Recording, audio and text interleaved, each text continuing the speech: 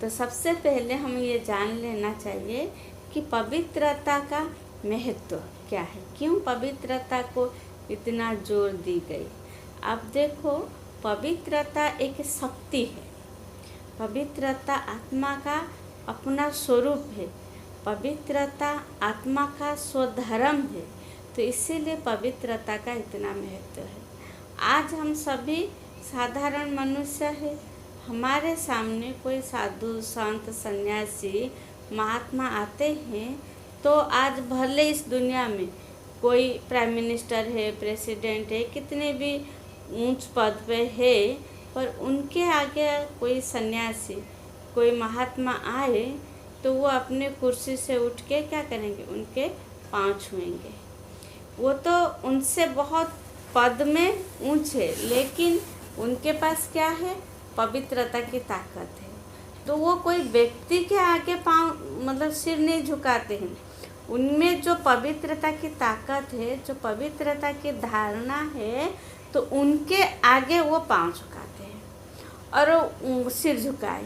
और वही साधु संत महात्माएं जब मंदिर जाते हैं तो भले वो मिट्टी की मूर्ति है, फिर भी उस मूर्ति के आगे क्या करेंगे, सिर झुकाएंगे। तो अर्थात हमसे तन से पवित्र कौन है, साधु संत महात्माएं। और उनसे पवित्र, जैसे कहते हैं कि आज देवी देवताएं की जो चित्र है, चैतन्य में तो वो है नहीं, हमारे आगे उनका चित्र है। चाहे वो मिट्टी की मूर्ति हो, पत्थर की मूर्ति हो, या तो कोई उनका चित्र हो, लेकिन वो चरित्र में इतने श्रेष्ठ थे जो कि आज उनके चित्र को भी देख करके हमारे मन में पवित्रता की भावना आती है, हमारे हाथ जुड़ जाती है और हमारा सिर झुक जाता है। क्यों? क्योंकि उनके अंदर पवित्रता की शक्ति थी। तो पवित्रता ही महानता है, पवित्र व्यक्ति ही ऊंच है, पवित्रता के आधार से ही हम देवत्व को प्राप्त करेंगे। तो इसीलिए आज पूरे संसार में पवित्रता पर इतना जोर दी गई है। हाँ, तो पवित्रता का महत्व तो हमको पता है। तो इसीलिए आज हम सभी इन 4 बातों पर चर्चा करेंगे, क्योंकि पवित्रता कहने से दुनिया में सिर्फ इतना समझते हैं कि ब्रह्मचर्य व्रत को पालन करना, वो तो है ही है, लेकिन उसके और गहराई में हमें आज समझना है। तो पवित्रता तन, मन, धन और संबंध, 4 प्रकार के बातों पर आज हम फोकस करेंगे। तो पवित्र तन का अर्थ क्या है? हमको तो भगवान के, हम माता पिता से ये जो शरीर मिला है, ये 5 तत्वों का शरीर है और 5 तत्व इसमें समाहित है। और हमेशा ये शरीर 5 तत्वों की आवश्यकता को महसूस करता है। इसमें मिट्टी है, जल है, वायु है, अग्नि है और आकाश तत्व है। ठीक है, तो इस 5 तत्व तन को हमें पवित्र बनाना है। आज देखो, जो भी चीज़ें, आज हम पानी डायरेक्ट नहीं पी सकते, इतना पोल्यूटेड हो गया है, तो क्या करते हैं, हम एक्वागार्ड लगाते हैं, उसको प्योरीफाई करके पानी लेते हैं। आज हम खाना खाते हैं, उसको भी पवित्र करने की, शुद्ध बनाने, पवित्रता का दूसरा नाम शुद्ध। तो ये तन को शुद्ध, तो तन को शुद्ध करने के लिए जो 5 तत्व है, हमेशा हमें क्या चाहते हैं कि 5 तत्व जो है वो शुद्ध 5 तत्व जाए। इसलिए ऑक्सीजन लेते हैं, ऑक्सीजन क्या, प्योर एयर है जो हम लेते हैं। और खुले 5 तत्व, जैसे 5 तत्वों के शरीर बनी है, और आप देखो कोई एक तत्व भी कमी बेसी हुआ तो शरीर में क्या आ जाएगी, बीमारियां आ जाती है, शरीर बेचैनी महसूस करता है, शरीर में थोड़ी सी मतलब क्या कहें, तंगी आ जाती है। तो उसी तरह हम सभी इस शरीर को, तन को पवित्र कैसे बनाएंगे? तो इसमें तन जो पानी ले, अगर आप पहले देखो, आज दिन तक कभी भी आपको प्यास लगा तो पानी के गिलास उठाए और पी लिया है कि नहीं? लेकिन हमें शुद्ध जल देना है।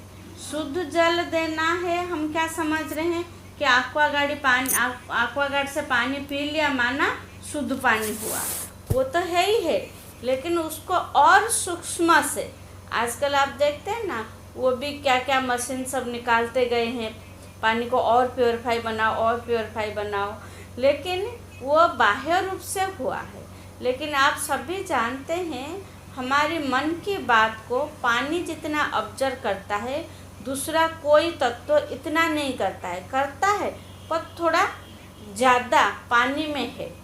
तो पहले आपको जब भी प्यास लगी अब पानी उठाया पी लिया, लेकिन आज के बाद ये पक्का नियम कर ले, जब भी मैं पानी पीऊँ, पानी तो पीना है, जब भी पानी पीऊँ तो 1 सेकंड उससे दृष्टि दूँ और एक प्योर संकल्प उसमें डालूँ।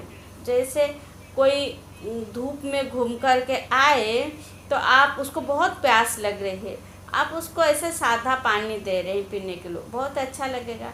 उसमें थोड़ी शक्कर और नींबू डाल दो तो शरबत हो गया, उससे और अच्छा लगेगा। फिर आप उसको ठंडी ठंडी छाछ पिला दो तो उससे और अच्छी लगेगी। तो कहने का भाव है पानी तो हम पिया, प्यास बुझा, अगर उसी में एक थॉट, एक पॉजिटिव थॉट डाल दिया कि ये पानी नहीं है, ये मुझ आत्मा के लिए, मेरे शरीर के लिए मैं ये अमृत पी रही हूँ। भले पी रही है आप पानी, लेकिन बुद्धि में क्या रखा आपने, ये मैं अमृत पी रही हूँ। शास्त्रों में भी देखा ना, मीरा को क्या दिया, जहर का प्याला दिया, लेकिन उसने क्या समझ के पिया, अमृत समझ के।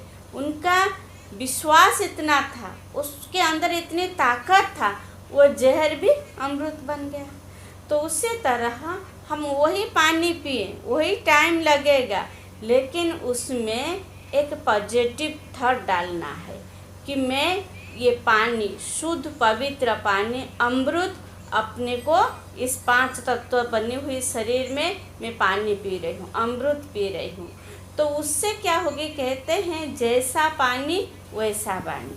अगर इतना शुद्ध पवित्र बना के अगर हम पानी पिए तो हमारी वाणी में भी परिवर्तन आ जाएगी। कहते हैं वाणी को वीणा बनाओ, न कि वाण।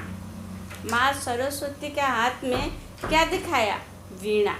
तो वीणा की सुर जो होती है बड़ी मधुर होती है।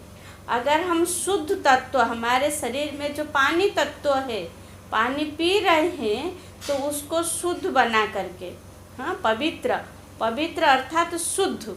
तो भले आप प्योर पानी ले रहे हैं, लेकिन उसके अंदर एक एनर्जी, एक प्योर संकल्प भी मिला करके उस पानी को आनंदित हो करके ले, तो आपका इस तन में पानी की तत्व जो है वो क्या हो जाएगा, शुद्ध हो जाएगा। अन्न के ऊपर अन्न भोजन जो ले रहे हैं उसको भी शुद्ध करके हम संकल्प दे करके, दृष्टि दे करके ले।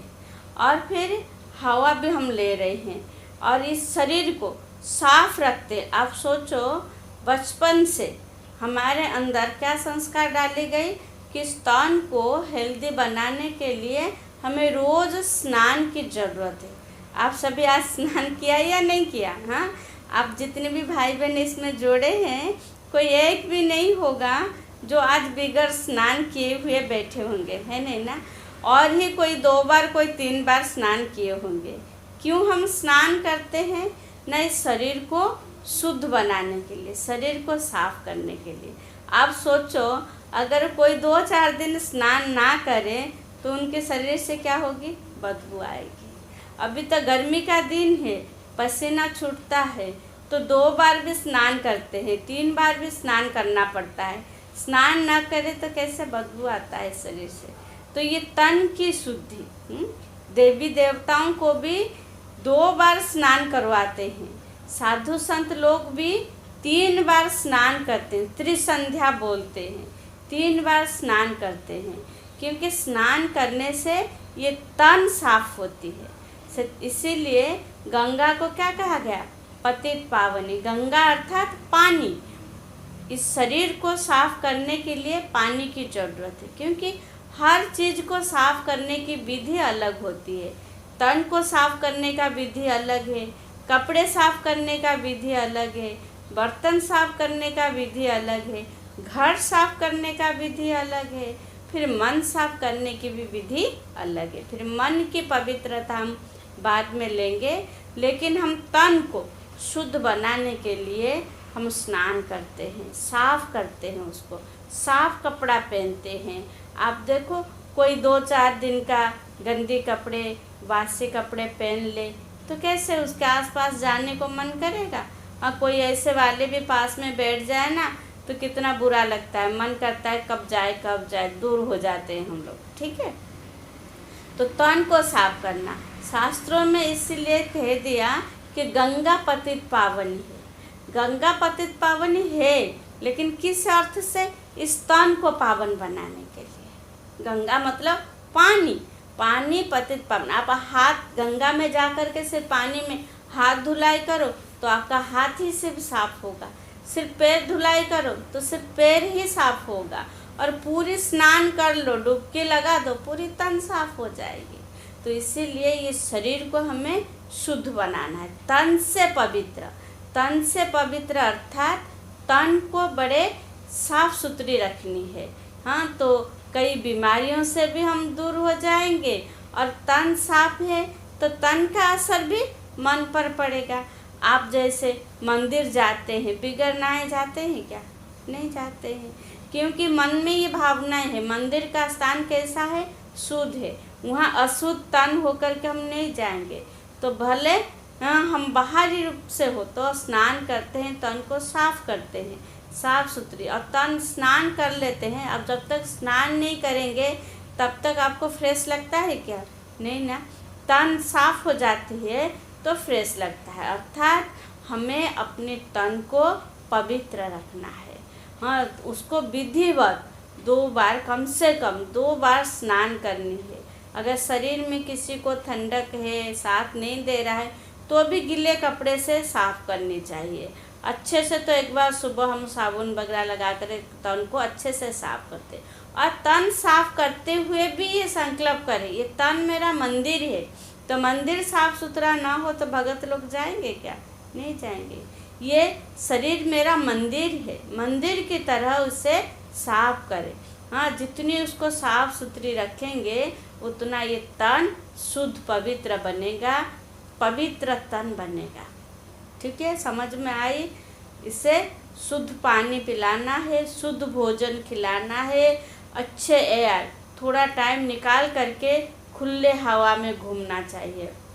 और फिर आजकल मेडिकल साइंस ये भी बताते हैं कि जैसे हम जल में स्नान करते हैं, ऐसे सुबह सुबह सूर्य के किरणें में भी स्नान करना चाहिए। आप सब जानते हैं सूर्य की किरणें से हमें विटामिन डी मिलती है, स्किन डिजीज नहीं होती है, क्योंकि इस शरीर में अग्नि तत्व है।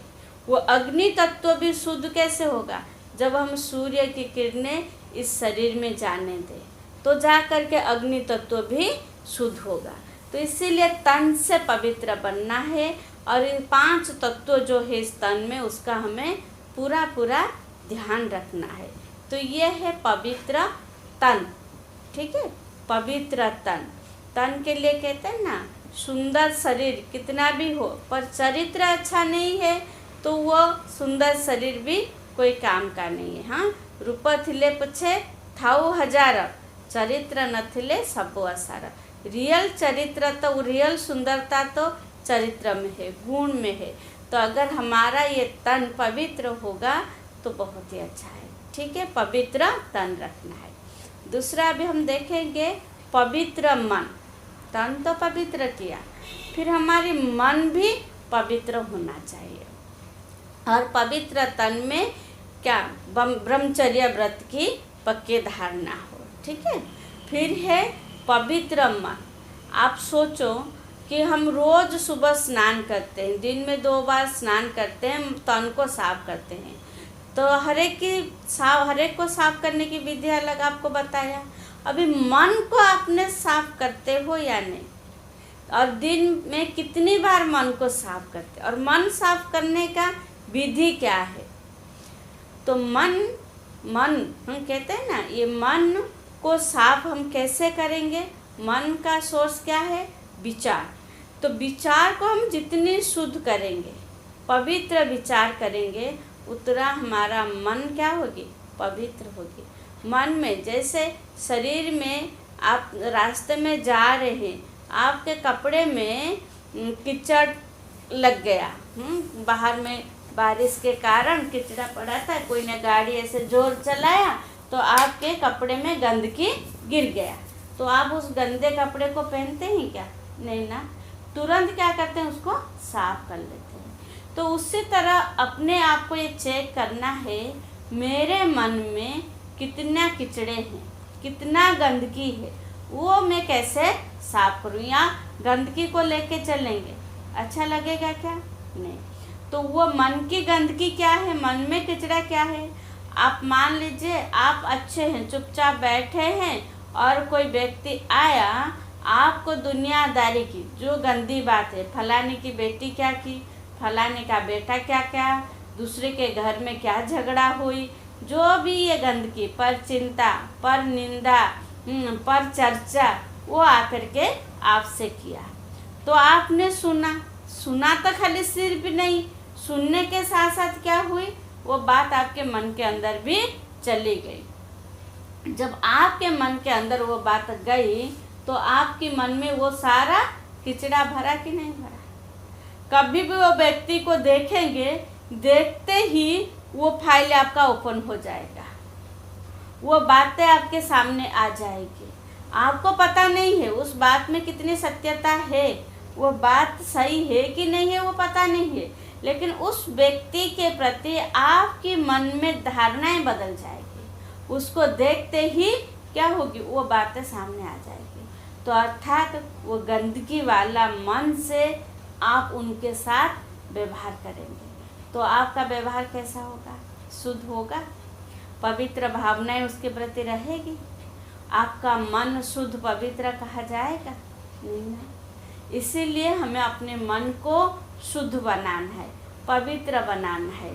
जैसे जिस दिन आपका व्रत है, और जो बाबा के बच्चे हैं वो तो शुद्ध अन्न खाते ही है, उनको किसी दिन कोई नॉनवेज ला के दे वो खाए नहीं सकते, या जिस दिन आपका व्रत हो तो आपको कोई कहे कि आप ये खा लो तो आप नहीं खाते हैं। उसी तरह हमें ये व्रत लेना है कि हम अशुद्ध संकल्प अपने मन में कर ही नहीं सकते। जैसे कीचड़ा लगा हुआ कपड़ा हम पहन नहीं सकते, तुरंत उसे साफ करते हैं, उसी तरह अगर मेरे मन में भी कभी कोई कीचड़ा डाल भी दिया तो हमें उसे तुरंत उसे साफ करना चाहिए, तो जाकर के मेरा मन शुद्ध और पवित्र बनेगा। मन में बुरी विचार, नेगेटिव विचार, दूसरों के अवगुणों का विचार, इन विचार भी आप देखेंगे ना, मन में जो संकल्प है ना वो 4 प्रकार के चलती है। एक है नेसेसरी थॉट, मन का जो आहार है वो संकल्प, मन का भोजन संकल्प, क्योंकि मन क्या है? मन सिर्फ थॉट क्रिएट करता है। तो मन में 4 प्रकार के विचार चलती है। पहला है नेसेसरी अर्थात क्या है? जैसे सुबह उठते ही ब्रश करूँगी, ये संकल्प आता है, मुंह साफ करूँगी, स्नान करूँगी, नेसेसरी चीज़ें, भूख लगती है मैं खाऊँगी, ये नेसेसरी बात है। टाइम हो गया ऑफिस जाऊँगी, पढ़ने का टाइम है पढ़ाई करूँगी, ये सब नेसेसरी थॉट है, वो आता है, ऐसे आता है चला जाता है, नेसेसरी थॉट है। दूसरा है अननेसेसरी थॉट, जो बात बीत चुकी है उसी बात को हम सोचते रहते हैं, उस पर कोई हमारा आवश्यकता नहीं है, उस थॉट को हम सोच करके हमारे कोई फ़ायदा नहीं होने वाला है, तो वो है अननेसेसरी थॉट। और तीसरा है नेगेटिव नकारात्मक संकल्प, जो बातें इस पर बड़ा गणित के आधार से समझाते हैं, जो संकल्प हम करते हैं उससे एक नकारात्मक भावना क्रिएट होती है, तो उस संकल्प को हमें नहीं करना चाहिए। और चौथा है पॉजिटिव संकल्प, सकारात्मक संकल्प, जैसे हम प्रेयर करना, किसी के लिए शुभ भावना रखना, किसी को ब्लेसिंग देना, किसी के बारे में भला सोचना, किसी का गुणगान करना, परमात्मा की महिमा करना, ये सारे जो थॉट है ये क्या है, ये पॉजिटिव थॉट है, सकारात्मक विचार है। तो हमें ये परहेज रखनी है, हमें ये व्रत रखनी है। जिस दिन आपको व्रत होता है ना, व्रत इसलिए कहती हूँ, जिस दिन आप मानते हो कि आज मेरा व्रत है, तो आपके आसपास लोग खा रहे हैं, आपका मन जाएगा खाने के लिए? खाने का टाइम हो जाए, आपको भूख लगेगा? नहीं। मन को क्या कह रखा है कि आज मेरा व्रत है, मुझे नहीं खाना है। उसी तरह हमारे मन को ये व्रत रखना है कि मेरा मन पवित्र मन है। तो मेरा मन पवित्र है, मेरे आजू बाजू अगर कोई गंदगी वाले बातें कर रहे हैं, कोई ऐसे दूसरी विचार चल रही हैं, कुछ भी है, लेकिन मेरा मन उसमें ना डूबे, तो मेरे मन में वो सारी बातें मैं ना रखूं। क्यों? मेरा व्रत है। क्या व्रत है? मेरा मन पवित्र मन है, मेरा मन शुद्ध मन है। तो कहते हैं ना, उस मन मंदिर में परमात्मा बसता है जो मन पवित्र हो। आप किसी के घर में जाते हैं या आपके घर में भी कोई आते हैं, आपके घर में अच्छे सोफा पड़ी है, अच्छी कुर्सियां हैं, आप उसको बैठने के लिए कहते हैं, अच्छे साफ सुथरी है, फिर भी जब उनको बैठने के लिए ऑफर करते हैं तो भी क्या करते हैं, उसको साफ कर लेते हैं, थोड़ा सा उसको झाड़ लेते हैं, थोड़ा चेक कर लेते हैं कहीं कुछ गिरा तो नहीं है। और वो व्यक्ति भी बैठने से पहले एक बार नज़र डालता है, ठीक तो है, बैठने लायक तो है। हम साधारण एक इंसान होते हुए भी जब कोई भी बैठने जाते हैं इतना ध्यान रखते हैं। तो मेरा मन मंदिर में उस पिता परमात्मा को बिठाना है, तो मेरा मन कैसा होना चाहिए? जिसके मन में घृणा हो, जिसके मन में ईर्ष्या हो, दूसरों को गिराने की भावना हो, परचिंता हो, व्यर्थों से भरे हुई हो, तो ऐसे मन में आप सोचो परमात्मा बैठेगा? ऐसे मन से खुशबू चारों ओर फैलेगी, वातावरण में अच्छा वाइब्रेशन जाएगा। क्योंकि वाइब्रेशन क्या है, वाइब्रेशन को भी अच्छे से, वातावरण को अच्छे से समझना चाहिए। वातावरण कैसे बनता है? हमारे मन के विचारों से वातावरण बनता है, मन के विचारों से वातावरण बनता है। पहले घर में वातावरण को शुद्ध करने के लिए सुबह सुबह उठ करके घर में अगरबत्ती जलाते थे, क्योंकि चारों ओर खुशबू फैले, और उस खुशबू अर्थात वातावरण बहुत शुद्ध पवित्र बन जाए। पर आजकल तो हर एक के मुंह में अगरबत्ती जल रही है। कितना परिवर्तन हो गया। रोज सुबह उठते ही लोग बेल पत्ता खाते थे, तुलसी की पत्ता खाते थे। क्यों? क्योंकि उसमें बहुत मेडिसिन गुण होती है। दूसरा, उस पत्ते के ऊपर बहुत भावना भी होती है, हेल्थ के लिए भी अच्छा होती है, मन के लिए भी अच्छा होती है। पर आज वो बेल पत्ता, तुलसी पत्ता के स्थान क्या ले गया है? बड़े बड़े सुंदर से, बड़े बड़े अच्छे रंग बिरंगी जो पैकेट्स आता है, पान के पत्ता ले लिया है। तो क्या होगी मन? तो आप सोचो कि हम अपने मन को, अपने मन को कैसा बनाना है? शुद्ध पवित्र बनाना है। मेरा मन अगर शुद्ध है, पवित्र है, इस पवित्र मन से संकल्प कैसा होगा? बड़ा पॉजिटिव होगा, प्योर होगा, पावरफुल होगा, और उससे वाइब्रेशन भी अच्छा फैलेगी। आप देखो, आपके बहुत पुराने दोस्त आपसे मिलने के लिए आए और आप उसको देखते ही बहुत खुश होते हैं, और कहते हैं आप इतने साल के बाद तो आए हैं, लेकिन आपके घर में खाना पीना सब खा चुके हैं और किचन भी साफ कर चुके हैं, ठीक है, और वो अचानक आ रहे हैं। तो आप उसको देख कर के बड़े स्माइल करते हैं और कहते हैं आप इतने दिन के बाद आए हो, आज तो आपको खा के जाना है, और मुंह से ये बोलते हैं और मन में संकल्प करते हैं पता नहीं कभी तो नहीं आ रही थी, आज कहाँ से टपकी, और आई तो सही आई, पहले बताकर भी नहीं आई, और अभी सारा मैं काम निपटा चुकी हूँ, अभी इसके लिए फिर खाना बनाना पड़ेगा। अब मुंह से क्या बोल रहे हैं कि बहुत खुशी हो रही है, आप इतने सालों के बाद आए, इतने दिनों के बाद आए, आज तो आपको हम खाना खिलाए बिगैर नहीं भेजेंगे, आज तो आपको खाना पड़ेगा। अब सोचो, मुंह से हम जो शब्द बोलते हैं वो कितना बोलते हैं, और मन से जो शब्द निकालते हैं वो कितना निकलता है। कहते हैं 1 मिनट में आप 15-20 सेंटेंस बोल सकते हैं, पर 1 मिनट से 30 से 40-50 थॉट आप क्रिएट कर सकते हो। तो ज़्यादा पावरफुल क्या हुई।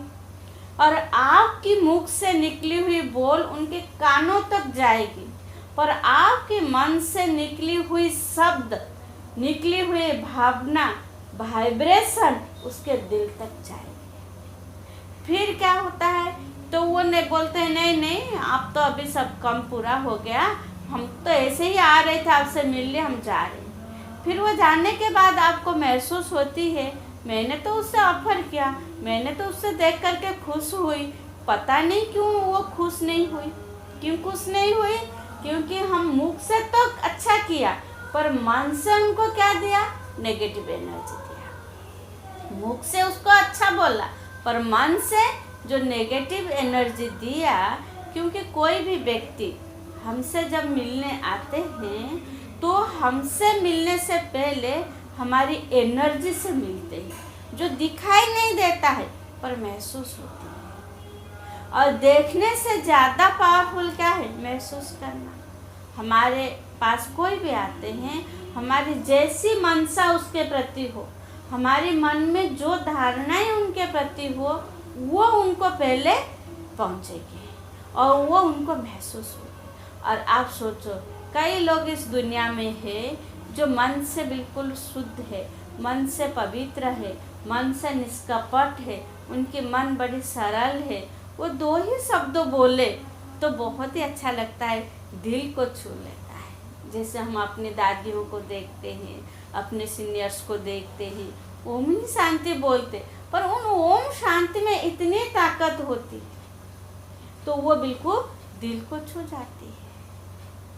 क्योंकि वो उनके जो मन है वो मन बिल्कुल शुद्ध है, पवित्र है। इसीलिए पूरे गीता का सार 18 अध्याय गीता, जिस गीता के लिए कहा गया है सर्वशास्त्र शिरोमणि, गीता माई बाप है, गीता सर्वशास्त्रों में श्रेष्ठ है। और उसी गीता में, उस गीता का सार एक ही शब्द में कहा गया कि मन मना भाव है बच्चे, कि तेरा मन मुझे दे दे।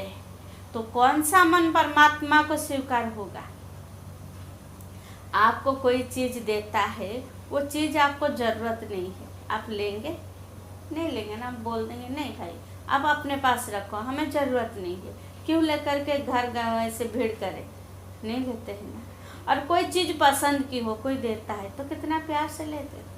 खाली प्यार से नहीं लेते, उसको थैंक्स भी बोलते हैं और उससे प्यार से संभाल भी रखते हैं और उसको यथाशक्ति उसको काम में भी लगाते हैं। तो इसीलिए मेरा मन कैसा हो, जिस मन को प्रभु अर्पण करे। कहते हैं मन मना भव, ये मन को परमात्मा को दे देना है। तो ये मन जब हम परमात्मा को दे देंगे तो ये मन किसका हो गया? उसका हो गया। जब ये मन शुद्ध होगा, पवित्र होगा, तब तो जाकर ये स्वीकार करेगा। तो मन को शुद्ध करने के लिए, मन को पवित्र बनाने के लिए आज से आप ये व्रत रख लो। कौन से व्रत रखना है? मुझे मेरे मन में कभी कोई किचड़ा, कभी कोई नेगेटिव बातें, कभी किसी की निंदा, किसी की चुगली, किसी की बुराइयाँ मेरे मन में, उसकी कोई जगह नहीं है। अगर वो चीज़ें मेरे मन में होगा तो मेरा मन कभी उस पिता परमात्मा को स्वीकार नहीं होगा। मेरे मन में कभी पॉजिटिव वाइब्रेशन नहीं आएगा, खुशबू नहीं आएगा, बदबू आएगी। तो इसीलिए मुझे मेरा मन को पवित्र बनाना है, शुद्ध बनाना है, मेरा मन परमात्मा को अर्पण करना है। ठीक है, समझ में आई? पहला हमने सुना तन को शुद्ध बनाना है। जैसे तन को स्नान करते हैं, शुद्ध भोजन, शुद्ध पानी, शुद्ध हवा, शुद्ध रोशनी की जरूरत होती है, उसी तरह मेरे मन को क्या करना है? शुद्ध बनाना है, पवित्र बनाना है। मेरे मन को शुद्ध पवित्र बनाने के लिए मुझे ये व्रत रखना है। किसी की बुराई, किसी की निंदा, किसी की ग्लानि मेरे को नाम अपने मन में रखना है, ना मेरे मन में उसे डालना है। किसी ने डाला तो तुरंत उसे साफ कर देना है। ठीक है, ये है मन की शुद्धि। फिर हम सुनेंगे संबंधों में पवित्रता, तन की पवित्र, मन की पवित्र, फिर संबंधों में पवित्रता। आप अच्छे से ये समझ चुके हैं और समझ लीजिए कि हमारी हर व्यक्ति के साथ दो संबंध होती है। एक है आत्मिक संबंध, दूसरा है तन का संबंध। इस शरीर को जिन्होंने जन्म दिया तो वो हमारे माँ बाप है, और फिर उसी हिसाब से हमारी रिलेशन बनती है। तो हम भाई बहन, चाचा काका मामा, जो भी हमारी ये संबंध बनता है, तो इसी जन्म के साथ वो सारी संबंध जुड़ता है। लेकिन हर एक के साथ हमारा आत्मिक संबंध एक है, जिससे हम कहते हैं रूहानी संबंध। कई भाई बहनों के मन में ये गलत धारणाएं रहती है कि ब्रह्मा कुमारी आश्रम में जाओ तो वहाँ पति पत्नी को भाई बहन बना देते हैं। पर आज हम आप सबसे एक प्रश्न पूछना चाहूँगी। आप सभी कुछ थोड़े भाई बहन जो नए नए कोर्स किए हैं वो जुड़े हैं, काफ़ी भाई बहन हमारे बीके भाई बहन हैं, लेकिन ब्रह्मा कुमारियाँ किसी को भाई बहन नहीं बनाते हैं। जो सत्य है, जो भूले हुए बातें वो सिर्फ याद दिलाते हैं। आप अपने मम्मी पापा के साथ जब मंदिर जाते हैं, मंदिर में देवी को आपकी माँ क्या कहती है? माँ कहती है। तो आपकी मम्मी जब माँ कहती है तो आपके पिताजी उसको सासू माँ नहीं कहती है, और आप उसको दादी माँ नहीं कहते हो। हमारा रिलेशन हमको क्या सिखा दी है कि जो मेरी माँ है, मेरी माँ की जो माँ है वो मेरी क्या होंगी? नानी होंगी, और मेरे पिता की वो सास होगी। हमारी यही रिलेशन है ना।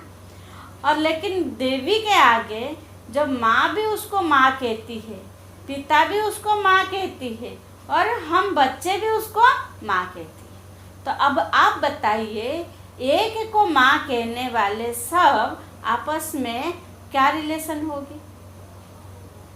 भाई बहन है ना। जो सभी भाई बहन है तो वो अपने एक को माँ बोल सकती है। तो जब देवी के आगे हम सभी माँ बोलते हैं तो हम आपस में कौन हो गए? भाई बहन ना। तो तब भी आप हमको कौन सी ब्रह्मा कुमारी ये शिक्षा दी थी कि देवी को सभी माँ कहने के लिए। तो इससे क्या सिद्ध होता है कि हम सभी का दो रिलेशन है। जैसे हमारा दो एड्रेस है, यहाँ हम है तो ये हमारा टेम्पररी एड्रेस है, हम परमधाम के रहवासी है, वो हमारा परमानेंट एड्रेस है। उसी तरह हर व्यक्ति के साथ हमारा दो रिलेशन है। एक ये दही के संबंध है, जो इस देह को जन्म दिया वो रचयिता है, वो हमारा माता पिता है। लेकिन आत्मिक दृष्टि से इसी जन्म के लिए वो हमारे माँ बाप है। शरीर छूटे तो अगले जन्म में भी वो हमारे माँ बाप ना था, ना आगे के जन्म में भी होंगे। जब तक इस शरीर में है, जब तक इस तन में है, तब तक उनके साथ हमारा ये संबंध है। पर परमानेंट संबंध क्या है? हम सभी आत्माएं एक पिता के संतान है। तो एक पिता के संतान है तो हम आपस में कौन हो गए? भाई बहन है? नहीं, भाई भाई है। आत्मा में ना मेल है ना फीमेल है। आत्मा जब ये कॉस्ट्यूम लेता है, जैसे मैं सफ़ेद साड़ी पहनी हूँ तो मैं कहूँगी मेरे ड्रेस क्या है? सफ़ेद है। आप रंगीन कपड़े पहने तो आपकी ड्रेस कैसे है? रंगीन है। तो इसलिए आत्मा जब एक फीमेल का कॉस्ट्यूम लेती है तो उससे फीमेल कहते हैं। अगर वो मेल का कॉस्ट्यूम ले तो उसको मेल कहते हैं। लेकिन आत्मा ना मेल है ना फीमेल है। आत्मा परमात्मा के संतान, आत्मा भाई भाई है। जब हम शास्त्रों में कहते हैं प्रकृति पुरुष, आत्मा आत्मा पुरुष, प्रकृति नारी, पुरुष और स्त्री दोनों से ही सृष्टि का रचना होती है ना। तो कहते हैं आत्मा पुरुष, तो आत्मा आत्मा भाई भाई है। तो हम सभी आपस में कौन है? भाई भाई है। तो हमारा रियल संबंध क्या है? भाई भाई है। जैसे हम मूवी देखते हैं, हीरो हीरोइनी पार्ट प्ले करते हैं, वो रियल में हीरो हीरोइनी नहीं है, रियल में पति पत्नी नहीं है, लेकिन ड्रामा में, फिल्मी में इस तरह की वो रोल करते हैं जो रियल लाइफ से भी बढ़ कर के है। तो इसलिए ये पूरे संसार एक फिल्म है, ये पूरे संसार एक नाटकशाला है। तो हम उसमें जो पार्ट बजा रहे हैं, कोई माँ का रोल, कोई बाप का रोल, कोई भाई का, कोई बहन का, पर ये हमारा रोल है। लेकिन रियल में हम कौन है? हम आत्मा है, और आत्मा आत्मा भाई भाई। हर एक के साथ इस संबंध में अपने आप को रखना, उस संबंध में, उस संबंध की स्मृति में रह करके हर एक के साथ हम व्यवहार करें, तो वो होगा हमारा पवित्र संबंध। और एक एग्जाम्पल आपको देना चाहूँगी। मान लीजिए आप किसी बड़े कंपनी में जा रहे हैं उनकी एमडी से मिलने के लिए। तो उनके एमडी से मिलने से पहले आप किससे मिलेंगे? उनके सिक्योरिटी गार्ड से। फिर उसके आगे किससे मिलेंगे? उनके पीए से। फिर जाकर के किससे मिलेंगे? उस एमडी के साथ। ठीक है। जब आप उस सिक्योरिटी गार्ड से मिल रहे थे, किस तरह की बातें कर रहे थे? थोड़ा चेक करें। जब उसके पीए के साथ आप व्यवहार किया तो किस तरह की व्यवहार किया? फिर जब आप एमडी के साथ व्यवहार किया तो किस तरह की व्यवहार किया? चेक करें। एक था ना, अलग अलग था? अलग अलग था। तो आप उस सिक्योरिटी गार्ड से, उस व्यक्ति से बात नहीं कर रहे थे। किससे बात कर रहे थे? उसकी पोस्ट से बात कर रहे थे। अब पीए से बात नहीं कर रहे थे, उसकी पोस्ट से बात कर रहे थे। उस एमडी से बात नहीं कर रहे थे, व्यक्ति से नहीं, उसकी पोस्ट से। आप सोचो, तीनों से अलग अलग तरीके से बात करना सहज है या मुश्किल है? और एक तरह की व्यवहार करना सहज है या मुश्किल है? हर तरह हम क्या करते हैं? कठिनाई को चुनते हैं। फिर कहते हैं इस संसार में जीवन तो बड़ी कठिनाई है, इस संसार में चलना तो बड़ी कठिनाई है। कठिनाई है नहीं, लेकिन हम कठिनाई बना लेते हैं। अरे वो सिक्योरिटी गार्ड से पहले कि इंसान तो है ना, और वो इंसान कौन है? परमात्मा के बच्चे हैं। अगर परमात्मा के बच्चे हैं तो मुझ आत्मा का वो क्या है? भाई है। तो आप सच्चे दिल से, सच्चे मन से उनके साथ जब व्यवहार करेंगे, स्मृति में ये रख करके कि परमात्मा के बच्चे हैं, बाद में वो सिक्योरिटी गार्ड है, उसका ये रोल है। रियल में तो वो भगवान के बच्चे हैं, आत्मा है, और रियल में मेरे साथ उसका भाई की संबंध है। तो कहते हैं ना, आज पूरे संसार में भाईचारा खत्म हो गया। तो भाईचारा खत्म हो गया, अर्थ क्या है? हर एक के प्रति अपना भावना नहीं रही। कैसे रहेगी? हम तो व्यक्ति के वाहन से व्यवहार करते हैं, व्यक्ति के पोस्ट से व्यवहार करते, व्यक्ति से व्यवहार नहीं करते। आपसे कोई साइकिल में मिलने आए तो आप उनसे कैसे व्यवहार करेंगे? कोई बाइक में बैठ के आए तो उनसे कैसे व्यवहार करेंगे? और कोई कार लेकर के आए तो उनसे कैसे व्यवहार करेंगे? तो मतलब आप उस व्यक्ति से नहीं मिल रहे हैं, उस व्यक्ति से व्यवहार नहीं कर रहे। किससे व्यवहार कर रहे हैं? उनके वाहन से। तो आप सोचो, तो आपका व्यवहार, जो संबंध लोगों के साथ है, ये कितना पवित्र है। अगर हमारी स्मृति में ये रहे कि हम सभी भगवान के बच्चे हैं, आपस में भाई भाई है, तो उनके साथ हमारा जो व्यवहार होगा, उनके साथ हमारा जो संबंध जुटेगा, वो संबंध पवित्र संबंध। और पवित्र संबंध से आपको सुख मिलेगा या दुख? सोच लो, क्या मिलेगा? दुख मिलेगा या सुख मिलेगा? जिसके प्रति आप अपनापन दिखाओ, उसके साथ भाईचारा के व्यवहार करो, प्रेम से व्यवहार करो, मधुर वाणी बोलो, हाँ, उनके प्रति सहयोग की भावना रखो, तो उस संबंधों से आपको दुख मिलेगा या सुख मिलेगा। आज यही पवित्र संबंध न होने के कारण बाप बेटे में कड़वाहट है, सास बहू में कड़वाहट है। पवित्र संबंध न होने के कारण आज संबंध टूट रहा है। और जो कहते हैं उड़िया में एक बात कि माँ बेटा भाई शत्रु, अर्थात जो भाई है तो वो हमारे लिए शत्रु बन जाता है। प्रॉपर्टी के लालसा में बेटे बाप को मार डालता है। क्यों? क्योंकि ये संबंधों में पवित्रता न होने के कारण भाईचारा नहीं रहता है। जब संबंधों में पवित्रता भावना हो तो फिर हमें मिट्टी की मूर्ति को माँ कह करके पूछने की ज़रूरत नहीं रहेगी। घर में बैठी हुई चैतन्य माँ को हम पूजा करेंगे। एक बहुत अच्छा सा क्या कहें रियल बात आप मान सकते हैं। तो एक घर में एक बहू आई तो हर सास को यही तमन्ना रहता है कि हम अपनी घर की जो भी रीति रिवाज है, अपनी घर की जो भी बातें हैं, हम अपनी बहू को सिखा दें। जो भी विधि विधान है, जो भी रस्म रिवाज है, उस सारी बातों पर अपनी बहू को जानकारी दें। तो आजकल जो मॉडर्न युग है तो मॉडर्न बहू घर में आई, तो जब घर में नई बहू आई तो सास ने उसको कहा कि चल बेटी, तेरे को हम अपनी कुल देवी के पास ले जाती हूँ और आप हमारी कुल देवी को पूजा करेंगे। बहुत अच्छी इंटरेस्टिंग स्टोरी है, मतलब बहुत अच्छी बात है, ध्यान से सभी सुनना।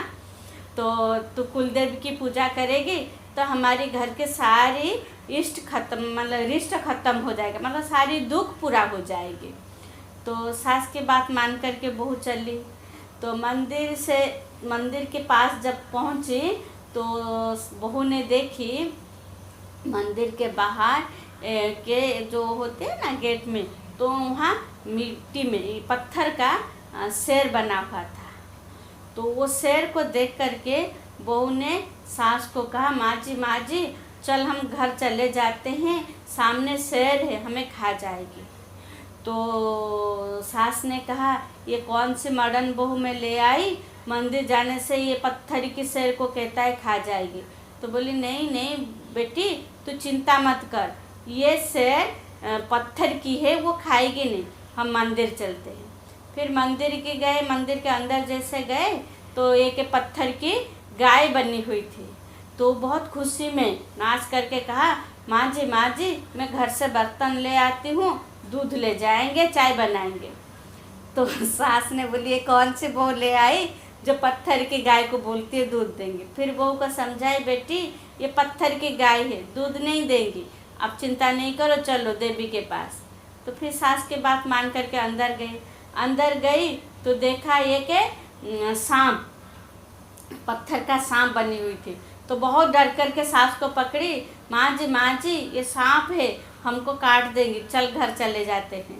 तो सास ने सिर में हाथ रखी, बोली ये कौन सी बहू ले आई, तो ये तो पत्थर की गाय को बोलती है दूध देंगी, पत्थर के सिर को बोलती है खा जाएगी, पत्थर के सांप को बोलते है काट देगी, ये क्या घर के संभाल करेंगे। बोली बेटी तू चिंता मत कर, ये पत्थर के सांप काटेंगे नहीं, चल तू कुलदेव की पूजा कर तो सारी दुख खत्म हो जाएगी, हमारे घर में सुख शांति आ जाएगी। तब जब देवी माँ के पास ले गई तो देवी कैसे बनी हुई थी, किससे बनी हुई थी, पत्थर की बनी हुई थी। अभी बहू से रहा नहीं गया, बहू अभी सास की हाथ पकड़ी और बोली, माँ अब भी तू घर चल, जब पत्थर के शेर हमें खा नहीं सकता, पत्थर की गाय हमें दूध नहीं दे सकता, पत्थर के सांप हमें काट नहीं सकता, ये पत्थर की देवी मुझे क्या वर देंगी जो मेरे घर में दुख अशांति दूर हो जाएगी, सुख शांति बनी रहेगी।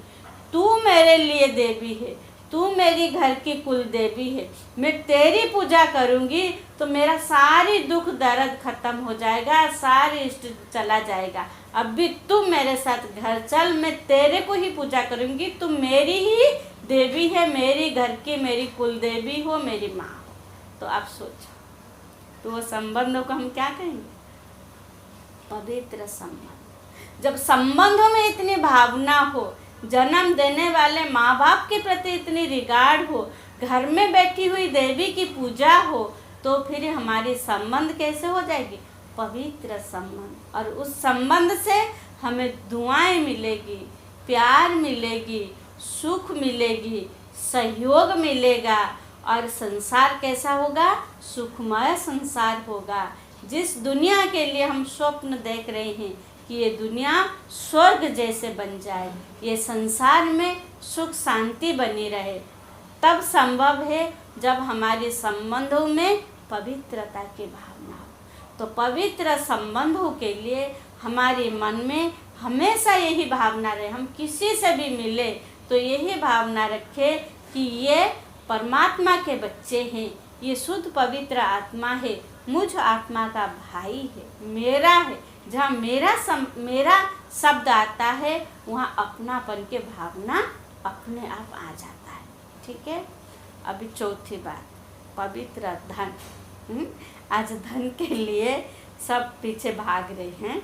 बहुत सुंदर एक कहावत है कि लोग पाप करते हैं पेट के लिए नहीं, पेटी के लिए। इस बात को अच्छे से नोट कर लें। पेट के लिए कोई भी इस दुनिया में पाप नहीं करता है, पाप करता है तो पेटी के लिए। हाँ, इसके ऊपर एक बहुत अच्छा स्टोरी है। आपका तो अभी समय होता जा रहा है पर मैं स्टोरी नहीं सुनाती हूँ, खाली सिर्फ इतना इस बात पर फोकस डालना चाहूँगी कि पवित्र धन, जिस धन को सच्चाई से आप कमा के लाएंगे तो उस धन के साथ साथ आपको दुआएं मिल जाएंगी। और दुआएं जब मिल जाएगा, धन भले काम नहीं आएगा पर दुआ काम आएगा। आप देखो आज प्रैक्टिकल लाइफ में आपके पास बहुत पैसा है, बहुत पैसा है, पर आप उस पैसे से अच्छी हेल्थ खरीद कर सकते हैं? नहीं। दवा खरीद कर सकते, अच्छी हेल्थ नहीं खरीद कर सकते। आपके पास बहुत पैसा है, आप गोली खरीद कर सकते, नींद नहीं खरीद कर सकते। आपके पास बहुत पैसा है, आप वेराइट पकवान बना सकते हैं, वेराइट चीज़ें खरीद करके घर में ला सकते हैं, पर भूख नहीं खरीद कर सकते। आप इस शरीर को बहुत अच्छा कंफर्टेबल दे सकते हैं, पर आंतरिक मन को शांति नहीं दे सकते। धन बहुत कुछ है पर सब कुछ नहीं है। ये बातें अपने मन से पक्का कर ले। धन बहुत कुछ है, धन है तो आप सुख सुविधाएं सब बना सकते हैं, पर धन सब कुछ नहीं है। पर आपके पास अगर दुआ है, कई बार कई भाई बहनों का अनुभव है, जब कई बार क्या होती है, बहुत पैसा होते हैं, हेल्थ खराब होती है, डॉक्टर के पास जाते हैं, उनको कहते हैं सर जितनी भी खर्चा हो हम करने के लिए तैयार है, पर इस बीमारी हमको ठीक होनी चाहिए। तो डॉक्टर क्या कहता है, मैं तो सिर्फ कोशिश करूँगा, भले आप पैसा खर्च कर सकते हो, मैं पूरी कोशिश करूँगा, पर उस ऊपर वाला के ऊपर है और आपकी तकदीर है। ठीक है। और कई बार ऐसे होता है आपके पास पैसा नहीं है लेकिन आपके पास दुआएं हैं, आपके पास पुण्यों की खाता जमा हुआ है, तो कोई ना कोई ऐसा व्यक्ति आपके आगे आता है, कहता है अच्छा कोई बात नहीं, मैं मदद करूँगा, तुम ट्रीटमेंट कर लो। और वो फिर मदद भी करता है तो आपकी ट्रीटमेंट हो जाती है और थोड़ी बहुत दवाई में भी आप ठीक हो जाते हैं। तो क्या कहते हैं, दवा नहीं काम किया, दुआ काम किया। तो हम धन तो कमा रहे हैं लेकिन धन के साथ दुआएं भी कमाएं। आप देखो, आप बाज़ार जाते हैं, आप 5 किलो आलू खरीद करके लाए, अभी पता नहीं आलू का क्या भाव है, जो भी मान लीजिए 5 किलो आलू का भाव रेट जो है वो 150 रुपया है। ठीक है। आपने उसको 150 रुपया दिया, 5 किलो आलू लाए, वो दिया आपको, लेकिन वो 5 किलो वजन करके देने के बाद 2 आलू एक्स्ट्रा दे दिया। तो आपने उसको जो भाव है वो दिया, लेकिन उसको देने में आप लिया, लेकिन वो जो 2 आलू आपके बैग में, आपके थैली में एक्स्ट्रा डाल दिया, लेकिन आपको कितनी खुशी है। आप भले दूसरों से 5 रुपया उसको एक्स्ट्रा दिया होगा, उसकी दुख नहीं है, पर वो जो 2 आलू दे दिया एक्स्ट्रा, उससे आपको कितना खुशी मिला। आप हमेशा क्या कहेंगे, वो व्यक्ति ना आलू तो 5 किलो वजन कर दिया पर थोड़ा लाभ दिया, वो चीज़ें रियल चीज़ से, मूल चीज़ से जो थोड़ा सा दिया वो आपको खुशी दी। तो उसी तरह हमें दुआएं कैसे कमानी है, ये तरीका ढूंढना। आप ऑटो में जाते हैं, ऑटो वालों को पैसा देते हैं, पर उसके ऊपर अपने जीवन, जो आपका प्राइस है वो तो दिया, लेकिन अपनी डेस्टिनेशन जब तक आप पहुँचे तब तक आप अपने पूरी जीवन उसको समर्पित कर देते हैं। ड्राइविंग करना सिर्फ एक स्थान से लेकर दूसरे स्थान पहुंचाना नहीं है, लेकिन उनके जीवन को भी आप साथ लेके जा रहे हैं। हाँ, तो गाड़ी से उतरते हैं, कभी उस ऑटो वाले को एक थैंक्स करते। सोचो, पैसा दिया।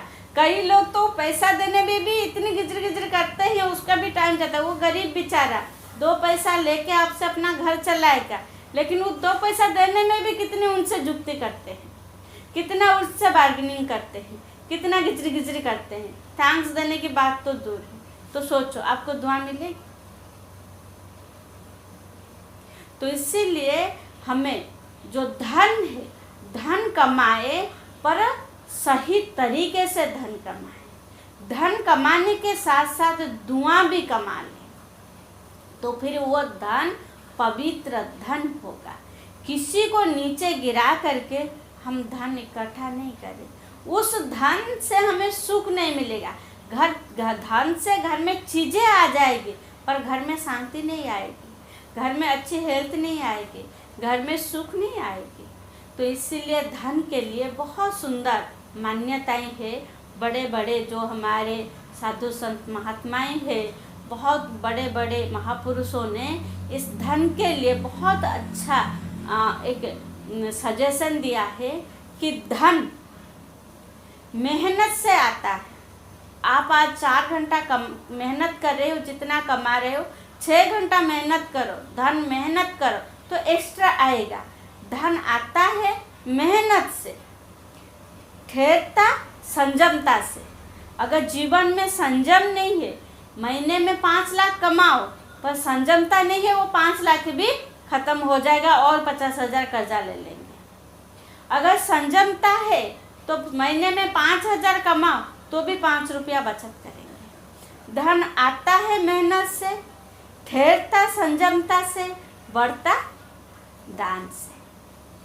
जितनी भी आपके पास है उसमें दान करो। दान करो अर्थात अपने लिए खर्च करो, उससे दूसरों की भी चिंता करो, दूसरों के ऊपर भी थोड़ी बहुत खर्चा करना चाहिए। तो दान से ही धन बढ़ता है।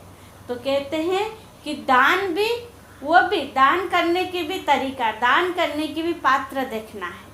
तो पात्र देख करके दान से ही धन बढ़ता है। क्यों? हम जब दान करते हैं, दान से हमें दुआएं मिलती हैं। तो पवित्र धन, और इसका और विस्तार से हम सुनना चाहिए, लेकिन आज के टाइम के हिसाब से इतना ही आप समझ ले कि जो भी आप कमा रहे हो, सही तरीके से, सही रीति से और सच्चाई से आप धन कमाइए। वही धन आपको सुख देगा, वही धन आपको अच्छे हेल्थ देगा, वही धन आपके परिवार में सुख शांति बनाए रखेगा। और जितना हो सके थोड़ा बहुत अपनी शक्ति के हिसाब से धन, थोड़ा सा विश्व सेवा के लिए दान के हिसाब से आप दान करें। हमारे भारतीय संस्कृति के हिसाब से आदिकाल से दान की प्रथा रही, और दान के लिए भी कहते हैं गुप्त दान महापुण्य। दाएं हाथ से हम दान करें तो बाएं हाथ को भी पता न चले। तो आज हम सभी यही समझा कि धन कमाए और वो धन भी पवित्र धन हो। पवित्र धन से ही सुख शांति बनी रहेगी। तो मेडिटेशन करने के लिए, राजयोग करने के लिए, क्योंकि आप गलत उपाय से धन कमा के लाएंगे, जब भी आप योग में बैठेंगे तो आपको वो गलत बातें आएगी बुद्धि में। सही ढंग से आप धन कमा के लाए हैं तो आपकी बुद्धि नहीं आई। कहते ना, सच्चा धन जो होता है ना, उसको आग में भी जलाओ जलेगी नहीं, चोर लूटेगी नहीं, राजा खाएगी नहीं, मिट्टी में दबेगी नहीं। वो धन तो विश्व सेवा के लिए सफल हो जाएगी। तो इसीलिए हमें राजयोग करने के लिए ये जो 4 स्तंभ है, शुद्ध अन्न, दैवी गुण की धारणा, सत्संग और ब्रह्मचर्य, पवित्रता, तो पवित्र तन हो, पवित्र मन हो, पवित्र संबंध हो, पवित्र धन हो। तो ये जब पवित्रता होगी तो हमारा योग अच्छा लगेगा, योग से हमें ताकत मिलेगी, योग से हमारी आत्मा प्योर बनेगा और हम सभी प्योर बन कर के परमात्मा के साथ घर जाएंगे। अभी जो समय है घर जाने का समय है। कई लोगों के मन में ये प्रश्न आता है, अगर हम ब्रह्मचर्य व्रत को पालन करें, सारी संसार में सभी पवित्र रहने लगे, संसार आगे बढ़ेगी कैसे? संसार बनाने वाला अभी कह रहा है अभी संसार को आगे बढ़ना नहीं है, अब संसार के सभी को घर चलने का है, तो हम क्यों चिंता करें? और हर समय संसार बढ़ने का जो विधि है यही विधि नहीं है। सतयुग में योग बल से बच्चे पैदा होंगे, फिर सत्य के बाद जब त्रेता लास्ट तक आए द्वापर के आदि में मंत्र बल से, फिर अभी कलयुग में आत्मा की अपनी पावर नहीं रही, पवित्रता की ताकत नहीं रही, तो संतान उत्पत्ति का विधि बदल गया। विकार काम वासना द्वारा ही संतान, काम विकार द्वारा संतान उत्पत्ति हो रही है, लेकिन ये हमें नीचे गिराता है। बहुत सुंदर एक कहावत है, बिच्छू का काटा रोया, सांप का काटा सोया, काम का काटा सब कुछ खोया। बिच्छू काट दे थोड़ा टाइम आप रो लेंगे, सांप काट देंगे तो आप मर जाएंगे, पर विकार में गिरे काम के कांटा काटे तो सब कुछ खो देंगे, अर्थात सुख शांति चैन पवित्रता सब कुछ खो देंगे। तो इसीलिए परमात्मा कहते हैं आने वाले जो दुनिया है वहाँ बच्चे जन्म लेंगे कैसे? योग बल द्वारा। तो योग बल को हमें बढ़ाना है, योग बल को अपने अंदर धारण करना है, योग शक्ति से हम संतान भी उत्पत्ति करेंगे, योग बल से कारोबार चलेगा, योग बल से संसार चलेगा। तो अभी वो समय है, समय का अपना महत्व होता है। कल हमारे लिए समाप्त हो चुका है, हम संगम पर है। अब भी इसी संगम युग में हम पवित्रता की धारणा करें तो पवित्रता के आधार से घर भी जाएंगे। घर भी कोई अपवित्र आत्मा जा नहीं सकता। पवित्र होने का दो विधि है, योग द्वारा आत्मा को पवित्र बनाना है, सजा खाकर आत्मा को पवित्र बनाना है। तो उससे नुकसान और फायदा क्या है? योग बल से अगर हम पवित्र बन के घर जाते हैं तो सत्युग दुनिया में आएंगे, अपवित्र अर्थात सजा खा कर के घर जाते हैं तो वहीं बैठे रहेंगे। इसीलिए परमात्मा कहते हैं पवित्रता सुख शांति की जननी है। जीवन में सुख चाहिए, शांति चाहिए तो माँ को ही खत्म कर देते तो सुख शांति कैसे मिलेगी? तो पवित्रता की धारणा से हम शुद्ध बनेंगे, पवित्र बनेंगे तो हमारे पास सुख भी रहेगी और शांति भी रहेगी। हमारी दादी जानकी बड़ी खुशी से कहती थी कि मेरे को 2 बच्चे हैं, एक है सुख दूसरा है शांति, और मैं कौन हूँ? मैं पवित्र स्वरूप आत्मा हूँ। तो चलिए आज का टाइम पूरा हो चुका है। हम सभी 2 मिनट के लिए जो सुना उसी को शांत चित्त होकर के उसको चेक करें और आज के लिए उसे व्रत ले ले कि मुझे किसी भी हालत में इस व्रत को नहीं तोड़ना है। मुझे तन से पवित्र रहना है, मन से पवित्र रहना है, धन से पवित्र रहना है, संबंधों से भी पवित्र रहना है। चलिए एकदम मन बुद्धि को एकाग्र कर ले और अपने आप को देखे, मैं चैतन्य देवी हूँ, चैतन्य मूर्ति हूँ, इस मंदिर में बैठी हूँ। मैं आत्मा संपूर्ण शुद्ध हूँ, पवित्र हूँ। पवित्रता मुझ आत्मा का निजी स्वधर्म है और मेरा मन पवित्र है, मेरा तन पवित्र है। हर आत्मा के साथ मेरा पवित्र संबंध है और मेरे पास इस दुनिया की जो भी धन दौलत है वो भी पवित्र है। मुझे संपूर्ण पवित्र बन करके अपने पवित्र धाम घर लौट रही हूँ और चारों ओर पवित्रता है और मेरा पिता परमात्मा भी पवित्रता का सागर है, जिसकी किरणें मुझ में पड़ते ही मुझ आत्मा में सारी अपवित्रता खत्म होती जा रही है, सारी नेगेटिव बातें समाप्त होती जा रही है। मैं संपूर्ण शुद्ध हूँ, पवित्र हूँ। पवित्र दुनिया में जाने के लिए मुझ आत्मा को आज से संपूर्ण पवित्रता के व्रत लेने हैं। कुछ भी हो जाए, परमात्मा की जो आज्ञा है, जो श्रीमत है, मुझे पवित्र बनना है, पवित्र तन रखना है, पवित्र मन रखना है। पवित्रता ही महानता है। इस पवित्रता के धारणा से ही मैं देव स्वरूप आत्मा हूँ, देवी स्वरूप आत्मा, चैतन्य देवी हूँ। इस पवित्रता के ताकत से ही सारे विश्व पर राज करने वाली मैं महान आत्मा हूँ। महसूस करें, शिव बाबा से पवित्रता की किरणें मुझे मिल रही है और मैं आत्मा उससे अपने में समाती जा रही है। ओम शांति, ओम शांति।